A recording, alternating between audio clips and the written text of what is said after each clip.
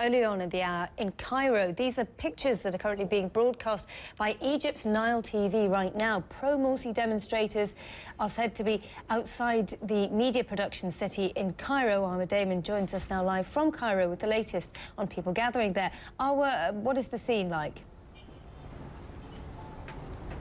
Well, it seems to be quite chaotic. According to Nile TV itself, whose images have really been showing just how intense the situation there is, Pro-Morsy demonstrators were trying to storm this facility that's located outside of Cairo itself. They were using Molotov cocktails, riot police trying to disperse them using tear gas, and you can see a massive fire billowing in front of what we believe to be the front gate of the facility. Now, this media city has been the target of some anger when it comes to the Pro-Morsy camp. Even while the deposed president was in power, a number of his supporters have in the past staged demonstrations outside of this media city, even tried to attack it back then because they viewed that some of the broadcasters who operate from within the perimeter of that sprawling complex to be biased towards Morsi, or biased against Morsi. And also remember, since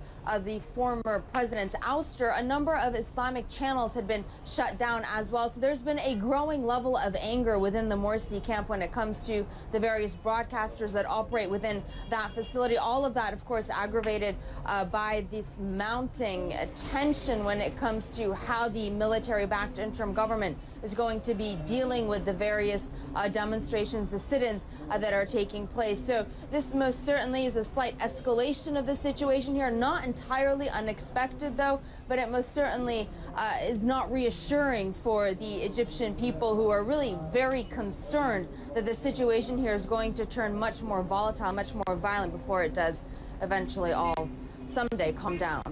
Yeah, Arwa, you can see there pictures of Molotov cocktails that you were talking about before. A fire seems to have broken out there, according to these pictures coming from Nile TV. Let's just talk about what the current interim government is actually doing about this, because they seem to refuse to confirm so far that there's an operation in place to try and disperse these people. Yeah, their rhetoric has been quite interesting to follow. They've come out and said that they have a plan in place to deal with these demonstrators, the sit-ins that are blocking off two main parts of Cairo at this point. They said initially that they would be delivering warnings. One of those seemed to have come yesterday when the Ministry of Interior issued yet another statement asking these demonstrators to disperse, guaranteeing them a safe passage.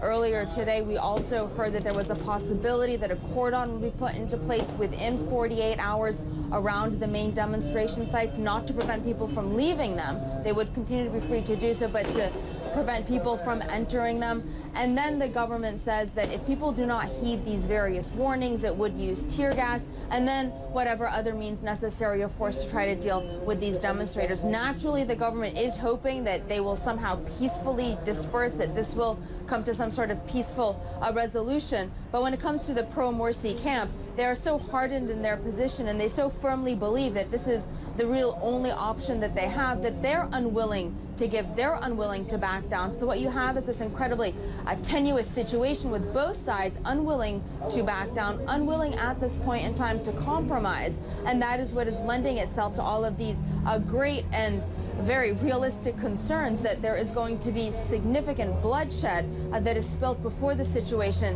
is even resolved. Egypt right now is at the beginning of what most certainly promises to be a very, very long path towards stability, prosperity, and the nation that so many people really want to see it become.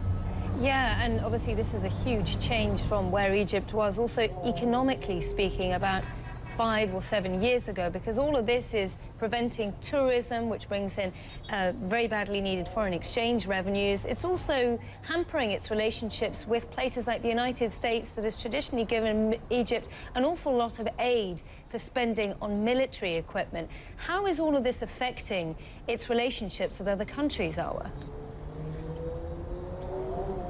Well, it most certainly is having a negative impact on them. The United States, as you were mentioning there, has over $1 billion that it gives to the Egyptian military on a yearly basis. That was something that was possibly going to no longer exist because of what is happening, although they're working their way around it. The United States was certainly not wanting necessarily to end that aid. Egypt, of course, being a vital partner, viewed as being a vital partner when it comes to securing America's #1 ally in the region, and that is, of course, Israel. Catherine Ashton, the EU foreign policy chief, was here just a short while ago. She was trying to listen to all sides, not necessarily act as a mediator or an advisor, but at least someone who was able to reach out to all of these various parties. The international community is watching all of this that's happening with great concern. Egypt is not a nation that any of the international players really want to see take a path of more chaos versus one of more stability.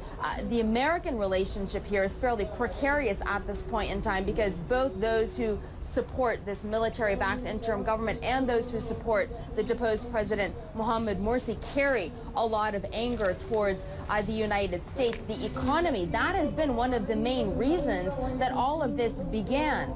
The economy was one of the driving factors even back in the days of the revolution that toppled former President Hosni Mubarak. The economy was a main driver in this most recent act to remove President Mohamed Morsi, along with, of course, the sense that he was becoming more authoritarian, more Islamist in the way that he was ruling. And it most certainly is going to be a big factor for any government that really wants to ensure its own success and ensure the stability of the country. And people are really feeling that economic pinch here, because a good chunk of the population, Nina, lives on a day-to-day basis. They rely on their daily income. So things like road closures, more violence, those affect people's stomachs, their families every single day.